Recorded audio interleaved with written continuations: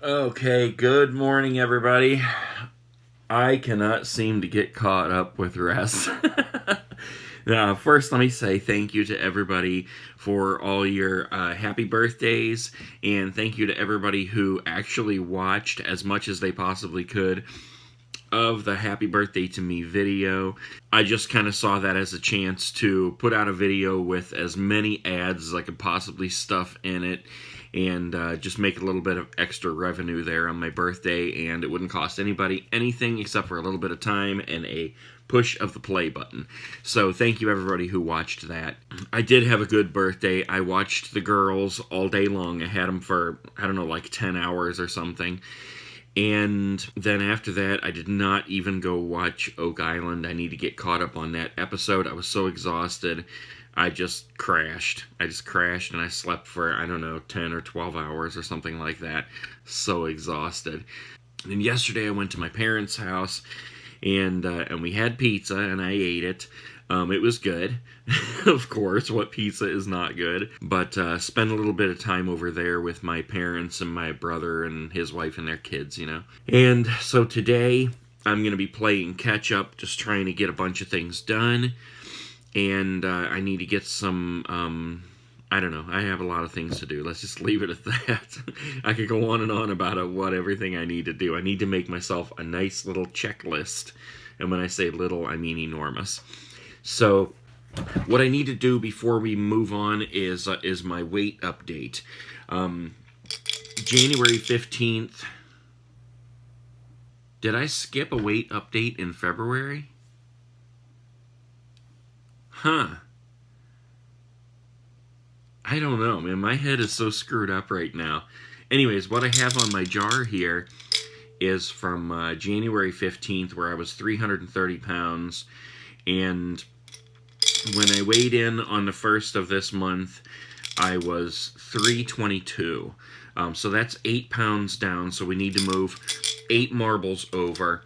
I don't know what it is right now, if I've gained any back or lost more or whatever. You know, I'm trying not to weigh myself as often, but, you know, I am sticking with it, and I'm being good and strict 99% of the time.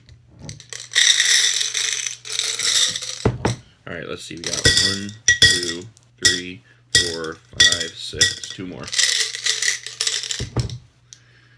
7, 8, so there we go. 8 marbles moved over. Where's my marker? I don't know why I didn't do an update in February.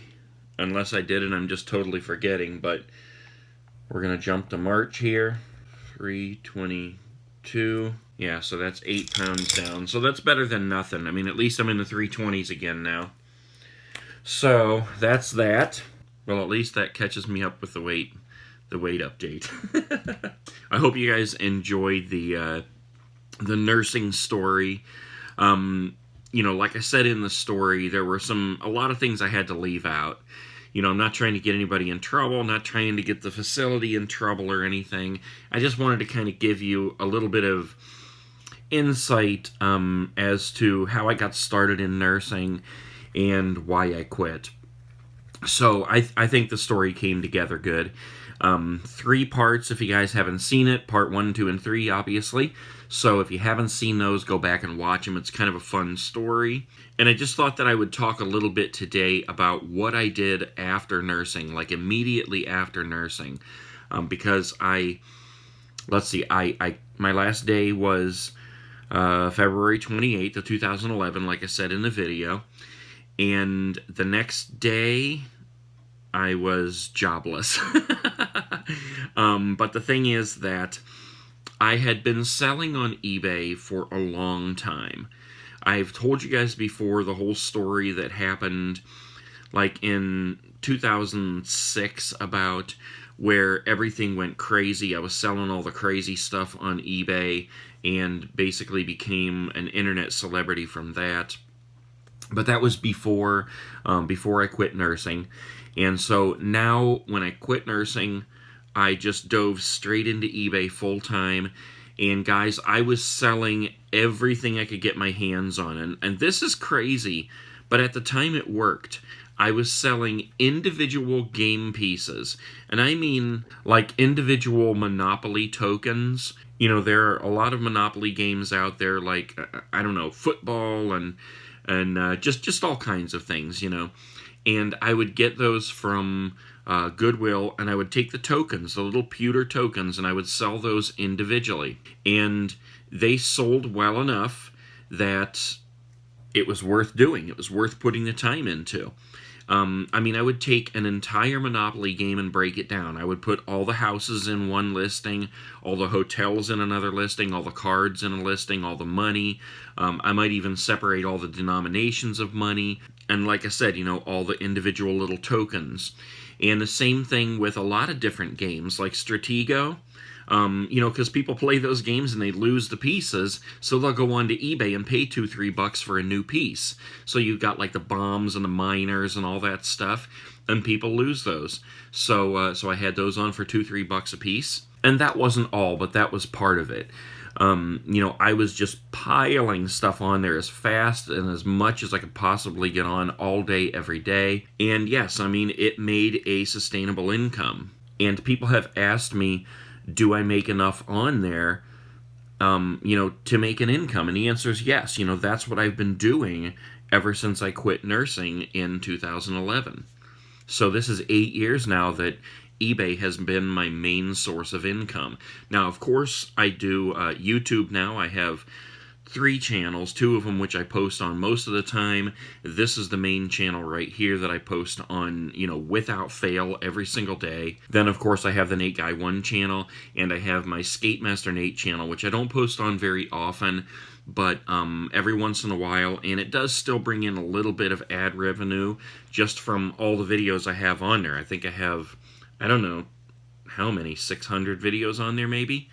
That might, I'm probably off on that, I don't know, but I have a lot. So while I was doing that with eBay, I eventually discovered that I could resell mobile phones. It was around the time that the iPhone 4 came out, and if you drop an iPhone 4, it is shattered right now. So people would drop their phone, it would shatter the screen, I would buy it from them for $50, turn around and sell it on eBay for $300 or $400. And I was doing this with a lot of different phones, the Galaxies and everything, and just making a killing. I think that year I made the most money I've ever made on eBay.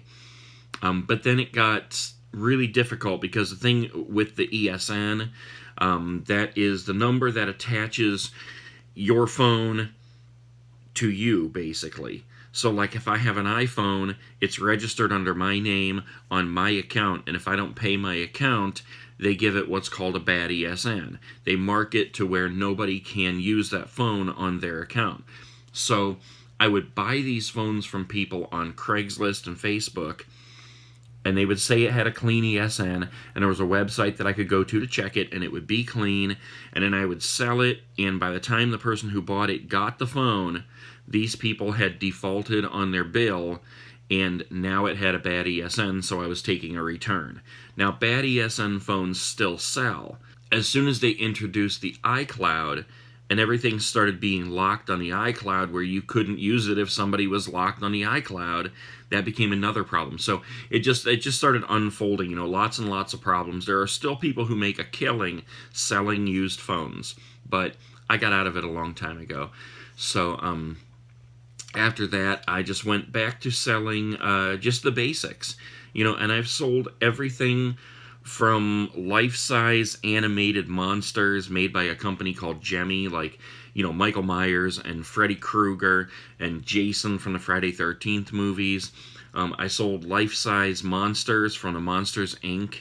movie, and it was awesome. I don't know, just anything. You know, you guys have seen me go to the Goodwills and just pick up whatever I can find in the stores, and that has been a main staple of it. You know, these little $5 and $10 things, those are really what pay the bills every month. And then when I find something for $5 that'll sell for $100 or $200, that's awesome. You know, that's like an extra awesome windfall, and that really helps to pay the bills too. But yes, in the end, eBay does and can provide a full-time income, but you have to give it full-time attention. You can't just go to Goodwill once a week, buy a couple things and put it on there and think that that's going to pay the bills. It just doesn't work that way. You know, you're putting in at least 40 to 60 hours a week to get this full-time income. And that might even be cutting it short. I mean, because you really, really have to be huffing it. So, I don't know, guys. I'm just going to leave it at that this morning. That's just kind of a quick look into how I got started doing eBay full-time. Really not a lot to that story. It was just basically, I don't have a job. I need to do eBay full-time. Here you go. And that was that, you know. eBay is really easy to learn if you've never done it. You just pull it up, you make your account, you hit the sell button, and it shows you step by step by step what to do. You add your pictures here, you add your title here, you add your description here, put in, you know, what you're going to charge for shipping, or if it's going to be calculated, and how long you want your auction or your fixed price listing to last. And you hit submit, and you're done. And you just do that a couple hundred times, and you're set. So, all right, guys. That's what I'm going to leave it at this morning. I need to get caught up on some things, and I need to get us back on the road with the regular morning shows. You guys are probably missing my bacon and coffee. How many different ways could you make coffee, huh? So, all right, guys, wherever you're waking up, whatever time it is, make the best of your day. Do something for somebody else, pay it forward, and let's make this world a better place. I'll see you guys tomorrow. Peace.